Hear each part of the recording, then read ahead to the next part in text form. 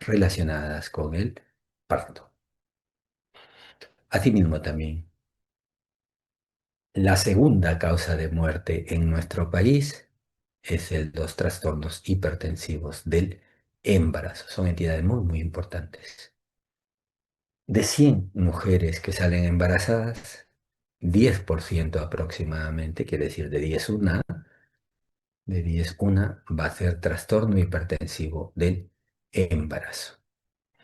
Son entidades, los trastornos hipertensivos del embarazo cuando estamos en situaciones en mujeres que son normotensas y durante su embarazo, a partir de la segunda mitad de la gestación, empiezan a tener problemas de hipertensión. Estamos hablando de una hipertensión inducida por la gestación, ¿ya? Es el trastorno hipertensivo del embarazo.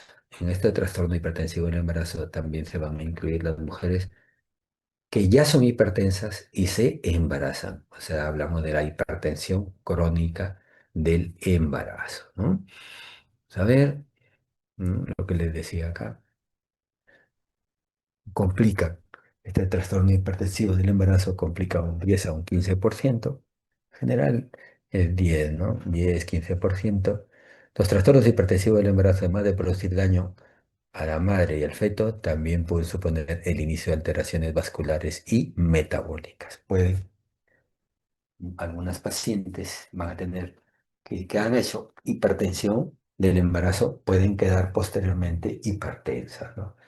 Hay un riesgo de que estas mujeres quedan hipertensas con hipertensión crónica hasta de entre 2 a 10 veces más riesgo, ¿no? Entonces, también acá, como vamos a ver más adelante, el trastorno hipertensivo del embarazo va a causar, va a originar un gran número de recién nacidos pretérminos, debido a que el único tratamiento que se conoce hasta ahora es terminar la gestación. Hay varias teorías. La teoría inmunológica es la que tiene más aceptación, ¿no? En cuanto a la fisiopatología, tener en cuenta antes de esto que la etiología, el origen de la preeclampsia es desconocido, ¿no? Idiopático, desconocido.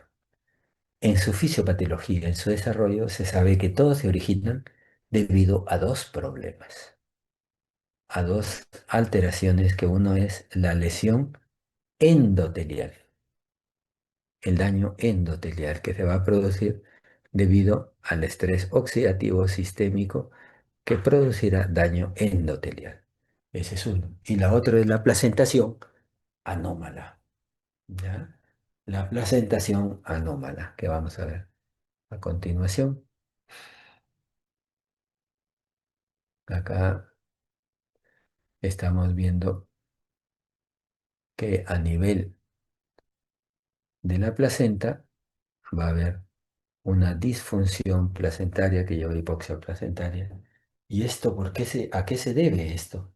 Porque hay una perturbación de la angiogénesis que va a dar como consecuencia un defecto de invasión trofoblástica que va a originar anomalías en la remodelación de las arterias espiraladas, refiriéndose a la segunda invasión trofoblástica, o sea, una placentación anómala. Y por otro lado, esta hipoxia placentaria va a producir una liberación de sustancias proinflamatorias, citocinas proinflamatorias, resocistenciales, que van a dar como consecuencia una respuesta inflamatoria sistémica. Esa es la denominada enfermedad endotelial, la endoteliosis renal, por ejemplo. Esos son los dos temas muy importantes que explican todo el problema de la preeclampsia. No olviden la placentación anómala, y esta se va a dar, sobre todo esta alteración, en la segunda migración trofoblástica. en la que el trofoblasto va a invadir la capa muscular de las arterias espiraladas en un embarazo normal, pero en una gestación con preeclampsia, mire, no hay la invasión. Por lo tanto, vamos a tener que la capa muscular de estos vasos van a permanecer y no se van a desaparecer. Como consecuencia, vamos a tener un lecho placentario bastante reducido. Esto es lo normal. ¿Ya? Esto es lo normal. No desaparecen y por lo tanto estos vasos conservan sus propiedades que son dependientes a las sustancias vasoconstrictoras, como vemos aquí. ¿Ah? Esta es la alteración, no se olviden, una alteración en la segunda migración trofoblástica. Los trastornos hipertensivos en cuanto a su clasificación, se van a clasificar en estos cuatro tipos. Uno, en la hipertensión gestacional, un incremento de la presión generalmente por encima de 140-90, pero que no pase de 160/110. Ya, lo otro es la eclampsia, en la que hay lesión de órgano blanco, la presión arterial está por encima de 160/110 y hay signos de irritación cortical como cefalea, ¿no? El dolor de cabeza. Y por otro lado, tenemos la eclampsia. Cuando la preeclampsia se agrega convulsiones, no olviden. Eclampsia es cuando en la preeclampsia se agregan convulsiones, ¿no? Y el 3 y el 4 son mujeres hipertensas. ¿Ya? La 3 es la mujer que es hipertensa y se embaraza, ¿no? Habitualmente son mujeres mayores de 35 años, no siempre, pero estas mujeres ya son hipertensas y se embarazan, ¿no? Otras que no lo sabían y cuando se embarazan y empiezan a hacer su control del embarazo, entonces, y como ahí se toma la presión, se encuentra que eran hipertensas y no lo sabían, ¿no? En cambio, en el 1 y el 2 la presión alta empieza a subirse, es el requisito, después de la semana 20, o sea, en la segunda mitad de la gestación. En cambio, la hipertensión crónica, la presión, ya son pacientes que ya saben que son hipertensas o que se encuentran valores de presión alta antes de la semana 22. Esta es la primera clasificación. La clasificación 1, hipertensión gestacional, presión arterial mayor o igual de 140/90, pero menor de 160/110, porque ya cuando pasa 160/110 ya estamos frente a una preeclampsia. No hay daño de órgano blanco, no hay daño renal y por lo tanto no hay proteinuria. No hay proteinuria. La presión arterial retorna a lo normal, también es otra cualidad, generalmente después de las 12 semanas de puerperio, ¿no? Se denomina hipertensión transitoria también. Antes se denominaba el trastorno hipertensivo inducido por el embarazo, la HIE, y el diagnóstico generalmente se hace al final del embarazo, ¿no? El paciente hasta una semana antes del parto lo hace el todo está bien, y llega al parto y está con hipertensión gestacional, ¿no? Puede algunas veces tener sintomatología de preeclampsia, pero no es la regla, ¿no? La preeclampsia, ¿por qué se caracteriza? ¿Ya? Uno, la presión arterial. Habitualmente, ¿ya? La presión arterial va a estar por encima, cuando es preeclampsia como tal, por encima de 160/110, ¿ya? Perdón, acá.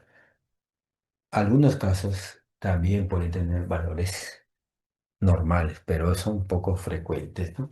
Entonces, en los efectos maternos va a haber una hipertensión arterial, hay un daño de los glomérulos y va a producir una glomeruloendoteliosis que lleva a la proteinuria. También hay un edema facial, edema pulmonar, puede haber ascitis. Otra sintomatología también que va a producir epigastralgia, dolor a nivel del cuadrante superior derecho, dolor epigástrico, ¿ya? Puede dar sintomatología como náuseas, vómitos por la epigastralgia, por la distensión de la cápsula de Gleason hepática dentro de la sintomatología. Hemos dicho que hay una lesión endotelial, ¿no? Esa lesión endotelial nos puede llevar al denominado síndrome de Gel, que es un acrónimo, ¿no? La H de hemólisis, la L de las enzimas hepáticas liver elevadas y la P de plaquetopenia, ¿ya? Entonces, ¿por qué se va a dar la plaquetopenia? La plaquetopenia se va a dar por la lesión endotelial, ¿sí? La liberación, el incremento de las enzimas hepáticas van a estar relacionadas por el daño lobular hepático. Es característico esto. ¿Y por qué hay proteinuria? Hemos dicho que hay una lesión endotelial sistémica y la nefrona va a estar formado por el glomérulo y los túbulos contorneados, ¿no? Entonces acá el daño está en el glomérulo. Entonces el glomérulo, ¿qué va a pasar? En el glomérulo va a incrementar sus agujeros y va a perderse la albúmina. Al perderse la albúmina, entonces en la orina se está perdiendo proteinurias. Al perder, perdón, se pierde albúmina, ¿no? Entonces vamos a tener que en la sangre va a quedar un proceso de hipoalbuminemia, disminución de la presión oncótica y el líquido intravascular debido a la disminución de la presión oncótica va a ir hacia el espacio extravascular y por eso el paciente lo vamos a ver con edema de extremidades inferiores, edema facial también, cuando es una cosa severa, ascitis, edema de pulmón también, ¿no? Entonces, esas son las manifestaciones que va a dar por el sistema de la lesión endotelial. Hemos dicho que a nivel fetal, ¿qué pasaba? Una placentación anómala y por lo tanto vamos a tener una placenta insuficiente, una placenta pequeña, con poco flujo útero placentario. Entonces, al haber poco flujo útero placentario, entonces el feto no va a recibir sus nutrientes adecuadamente, no va a haber una cantidad de sangre. Al feto, al llegarle poca cantidad de sangre, entonces esta sangre se va a redistribuir a las partes muy necesitadas de oxígeno, como el cerebro, el corazón, las glándulas suprarrenales y el riñón le va a llegar muy poco. Entonces, si le llega muy poco, muy poca sangre, entonces el feto va a tener una tasa de filtración glomerular baja. Por lo tanto, poco líquido, poco orina, y la orina es el principal constituyente del líquido amniótico. Entonces, va a tener como resultado lo que dice acá, oligohidramnios, ¿ya? El oligohidramnios. Puede haber daño vascular también, el daño vascular que estamos hablando de los microcapilares, y lo cual puede ocurrir a nivel retroplacentario, ¿no? Y que puede ir formando microcoágulos y un coágulo más grande y originar un desprendimiento o un abruptio placentae, ¿no? Que finalmente lleva a un parto pretérmino. Todas estas son las manifestaciones que vamos a tener en la mujer con preeclampsia, ¿no? En la mujer con preeclampsia. Acá, el diagnóstico, acá, perdón, acá esto es cuando está con criterios, ¿no? Cuando se habla de la preeclampsia, y ya en el año 2013, el Colegio Americano ya habló para lo que es en las guías de manejo de preeclampsia por hipertensión, se habló de criterios para la preeclampsia, ¿ya? Todo esto se redefinió. Se encontró que para hablar de preeclampsia severa, entonces había que tener ciertos daños, ¿ya? Había que haber presencia de órgano blanco, de daño de órgano blanco, como una proteinuria más de 5 gramos, Ya les he dicho por qué se proteinuria, produce la proteinuria de la glomérulo endoteliosis.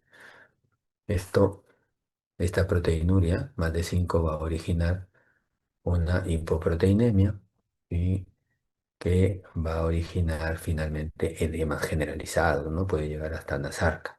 La restricción del crecimiento intrauterino del feto también es un dato importante, un criterio de severidad, ¿ya? Y esta restricción del crecimiento intrauterino ha creado pues hay toda una guía para el manejo respectivo y se hace a través del Doppler color. ¿De acuerdo? Entonces, estos criterios.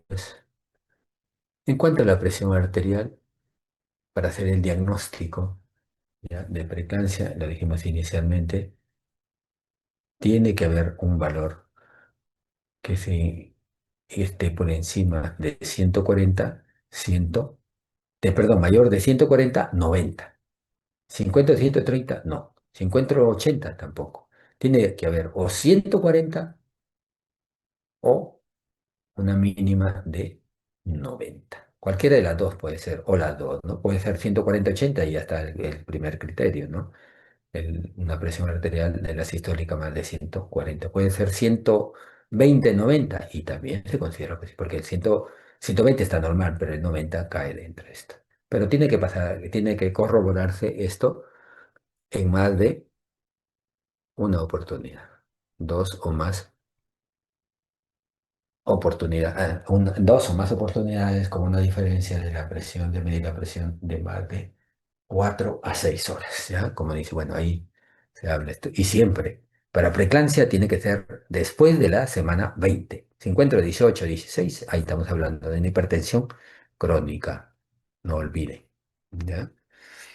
En cambio, ya cuando los valores pasan mayor de 160, 110, como vamos a ver más adelante, ya cae dentro del criterio de preeclampsia severa. La proteinuria, acá se recalca, valor normal de la proteinuria, valor normal de la proteinuria en la gestante, ¿ah?, es hasta menos de 300, de 299 para abajo. Mayor o igual de 300, ya hablamos de una proteinuria positiva. Ya hablamos de una proteinuria positiva cuando es mayor o igual de 300, ¿ya? En la no gestante, ojo, en la no gestante, en general, los valores de proteinuria es 150, pero la gestante es menos de 300. Encontrar valores también para los criterios para preeclampsia, una trombocitopenia menor de 100, ¿sí?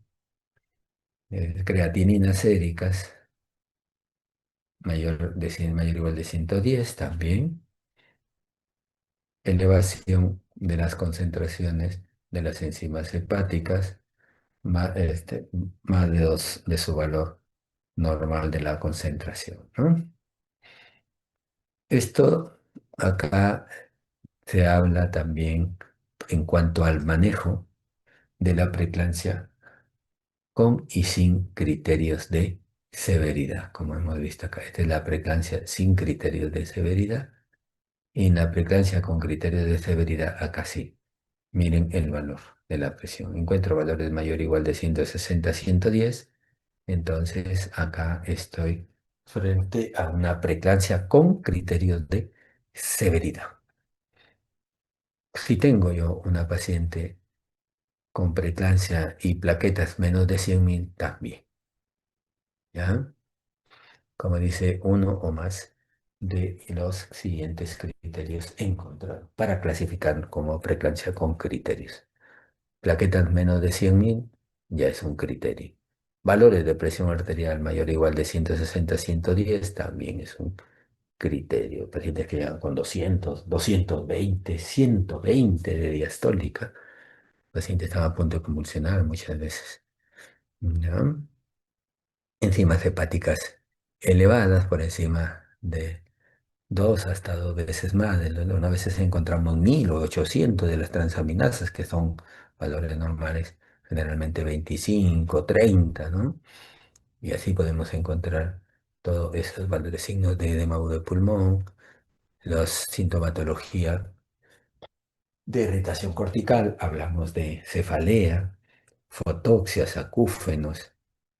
Esos son signos también, criterios de severidad, los signos de irritación cortical, ¿no?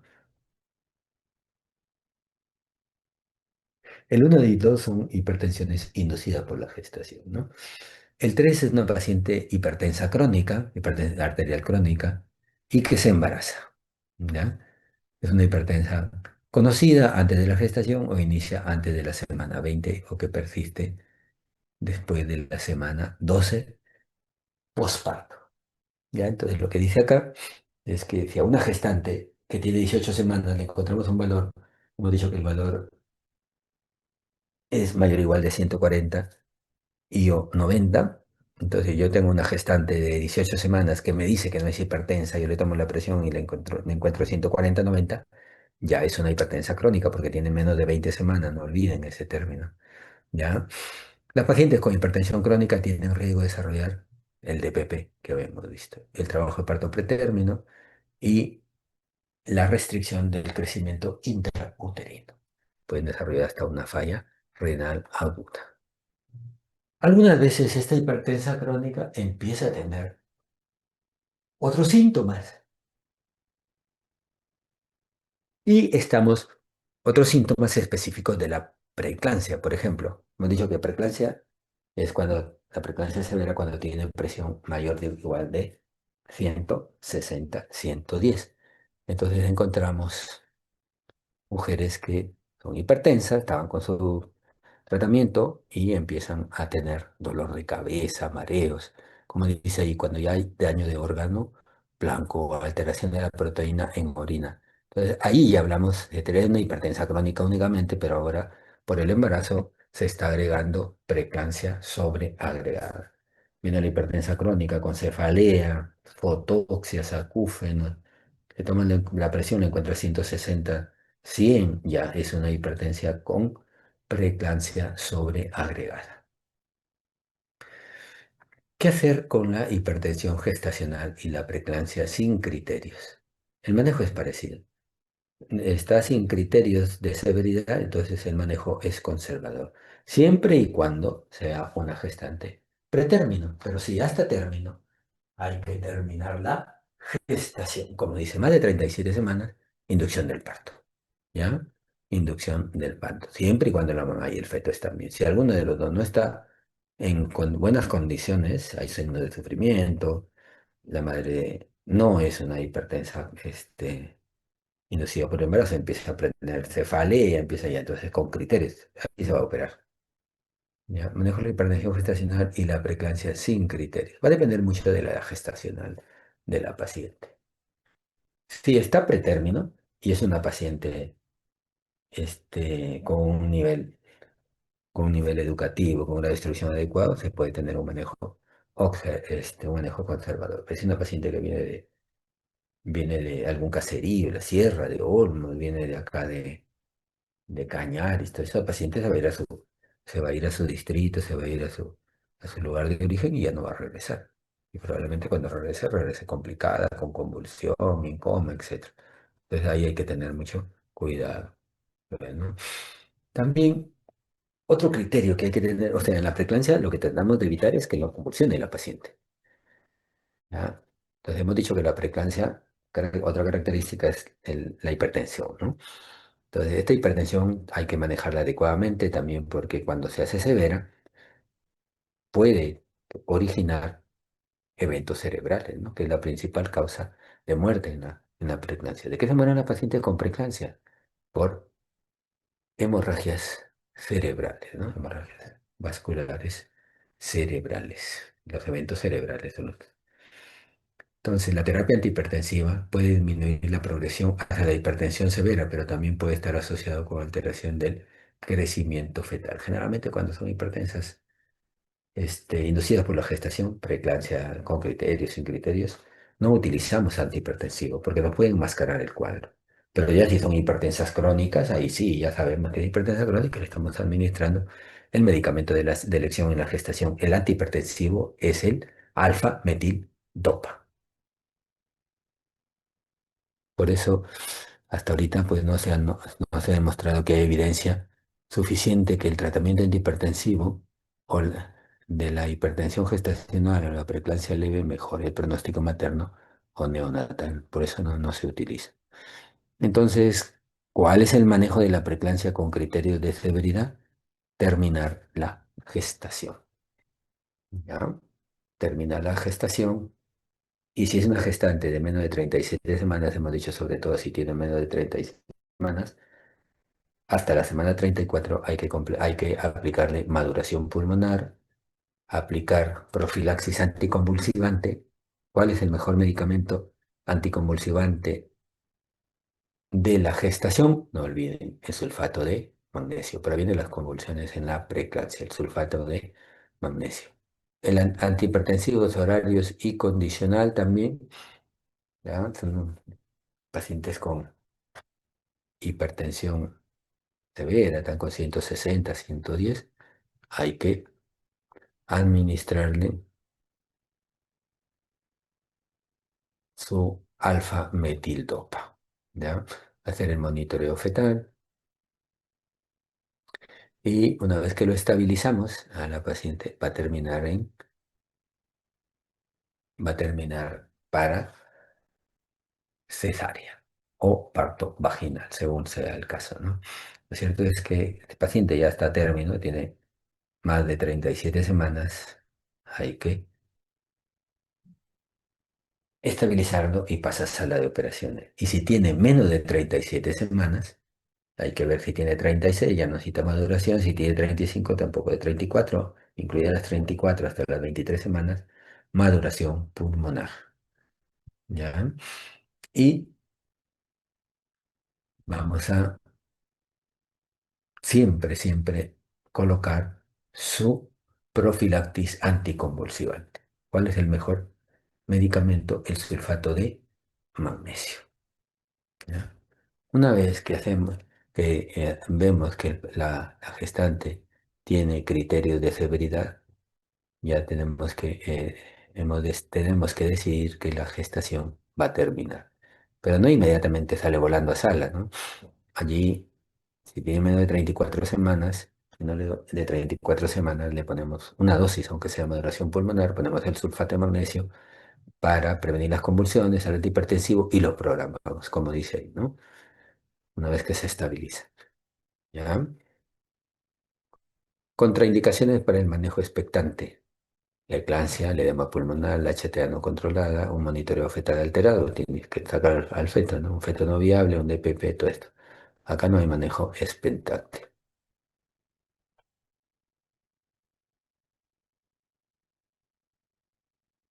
Acá hay complicaciones adicionales, si hubieran más de 37 semanas, 5 días, síntomas persistentes, gel, todo eso, igual. Corticoides y terminar la gestación. ¿Ya? Manejo expectante si todo está tranquilo. ¿Ya? Si llegó ya hasta las 37 semanas, hay que terminar la gestación. Nuevamente se recalca acá la sintomatología característica de la cefalea.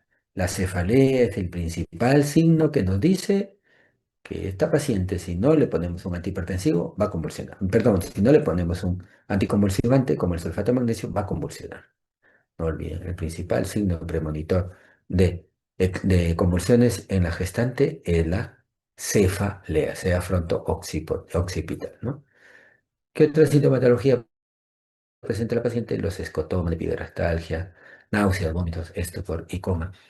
Ya, la hiperreflexia también, no nunca olviden la gestante examinar reflejos osteotendinosos. Y la presencia de convulsiones, siempre y cuando esta paciente no haya tenido antecedentes de convulsiones y llega y está convulsionando, encuentra presión alta, entonces estamos frente a una eclampsia.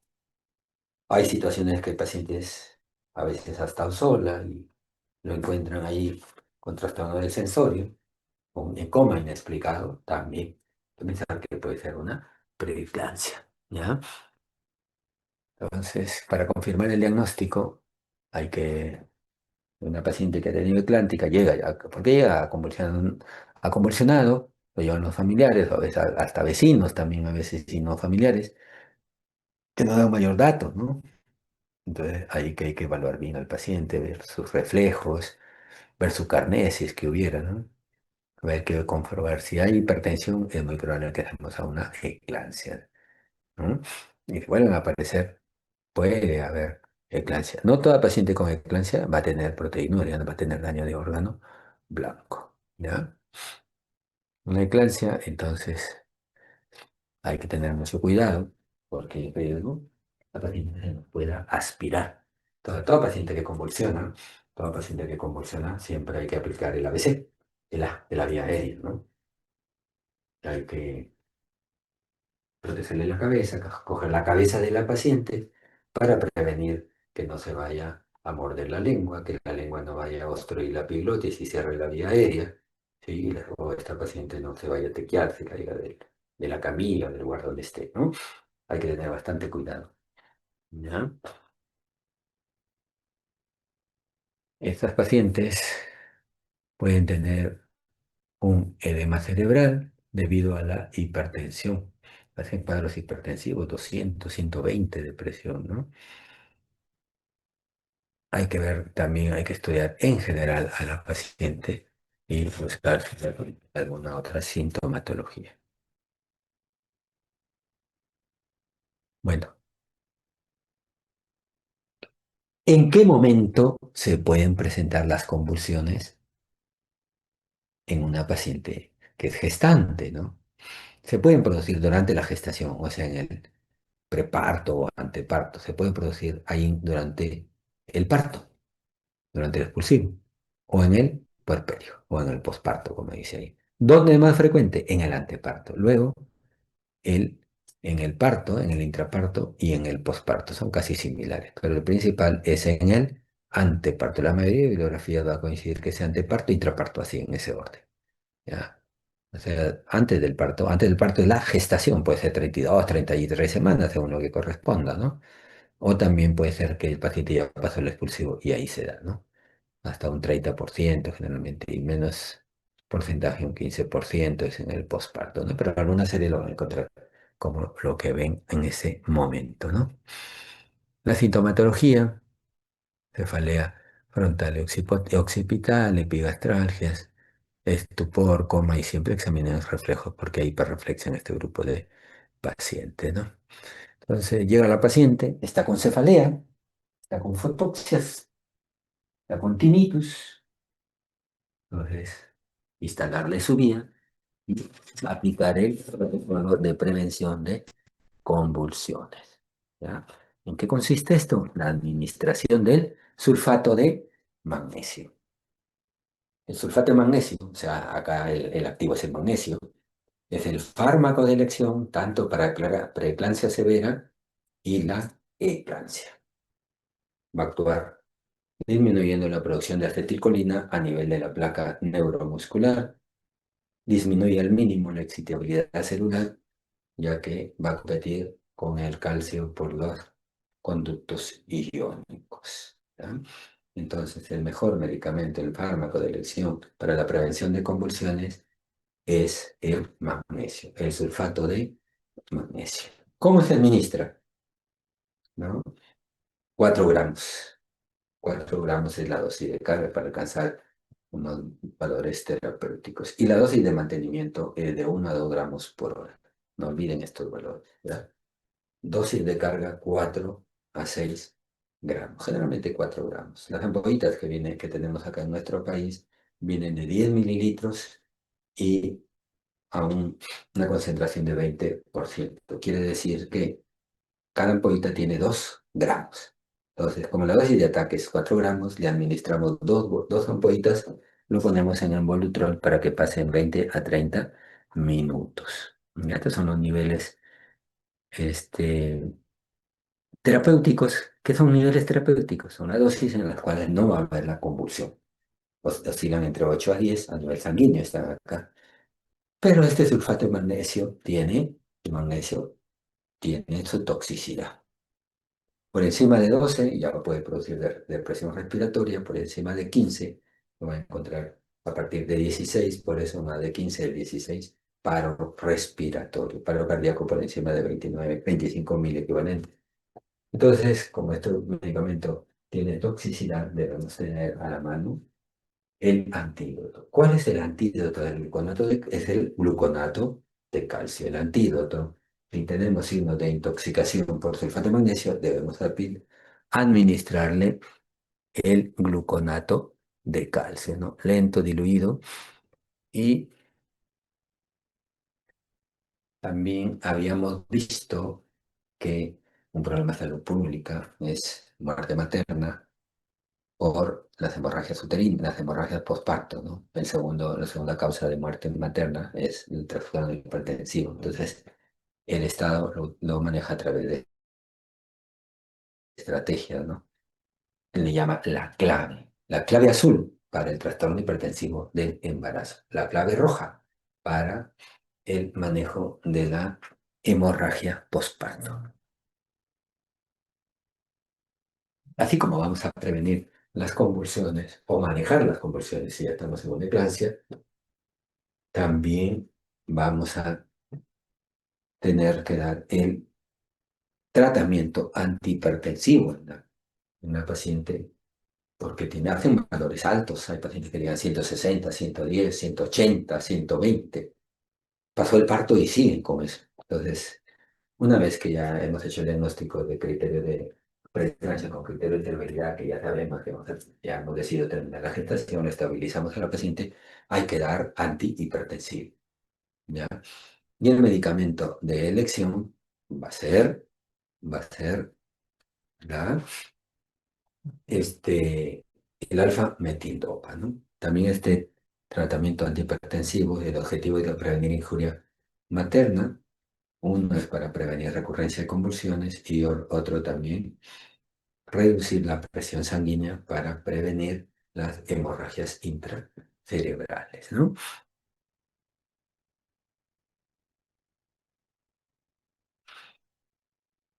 Si en caso se presentase una convulsión, hay que tener cuidado. ¿Ya? A veces nos preocupamos por estarle poniendo anticonvulsivante en ese momento, le queremos poner todo, ¿no? Pero una vez que ya el paciente empieza a convulsionar, hay que cuidar la vía aérea. Hay que coger la cabeza del paciente, si tenemos un tubo de mayo, lo podemos insertar dentro de la boca para prevenir que el paciente se vaya a aspirar, para prevenir que el paciente vaya a morderse la lengua o que la base de la lengua caiga sobre la epiglotis y obstruya, ¿no? Hay que aspirar secreciones, todo hay que administrar, hay que cuidar la vía aérea, es lo principal que dice, ¿no? En cuanto al sulfato de magnesio, ya hemos dicho su dosis, 4 gramos, dosis de ataque y dosis de mantenimiento, 1 a 2 gramos, ¿no? Acá cuando se inicia, ¿ya? Ahora veamos el control, la hipertensión arterial, el alfa-metildopa, ¿no? Es un medicamento de acción corta con un amplio margen de seguridad y que va a actuar directamente sobre el sistema nervioso central. Acá también tenemos otros medicamentos como los calcioantagonistas, también con cierta seguridad, ¿no? Otros agentes hipotensores, los vasodilatadores como la hidralazina, el abetolol también que son importantes, pero lo que más usamos son el alfa-metildopa y el nifedipino, ¿no? Estos son manejos ya con mayor vigilancia, como en UCI que lo hacen, ¿no? En este tipo de pacientes, ¿ya? En cuanto al síndrome de Gel, lo habíamos visto inicialmente, es un acrónimo, es una complicación severa de la preeclampsia de una paciente con síndrome de Gel. Estamos hablando de una paciente con preeclampsia severa. Acrónimos que se caracteriza por el incremento de las enzimas hepáticas debido a la muerte centrolunar, la plaquetopenia debido a la lesión endotelial y a la hemólisis, también debido a la lesión endotelial que es característica de estos pacientes. Hemos dicho que hay daño hepático y eso origina edema hepático, edema hepático, muerte de los hepatocitos, liberación de las enzimas hepáticas, por lo tanto, Ese edema causa dolor en cuadrante superior derecho, causa dolor en el epigastrio. Y cuando todo este edema, todas estas lesiones hepáticas son severas, puede llevar a formarse un hematoma hepático subcapsular, hasta rotura hepática también puede haber en este tipo de pacientes. ¿Ya? Bien. Hasta ahí, ¿alguna pregunta? Repasen bien, lean bien sobre el trastorno hipertensivo del embarazo. No hay ningún examen de medicina, sea de internado, sea de salud, MINSA, ENAM, que no tenga preguntas de preeclampsia. Es un tema muy, muy importante dentro de la formación médica, dada la casuística que tenemos y a la alta probabilidad de mortalidad materna. ¿Ya? Estudié bastante, practiquen para bancos, para que realicen, ¿no? Sí. Pero tienen que aprenderse bien los conceptos básicos que hemos mencionado. ¿Alguna pregunta antes de pasar al siguiente tema? ¿Alguna pregunta?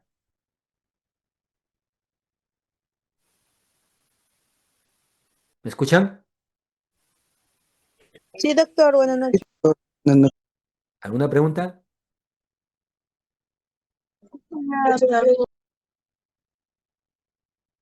Ya. 5 minutos y empezamos.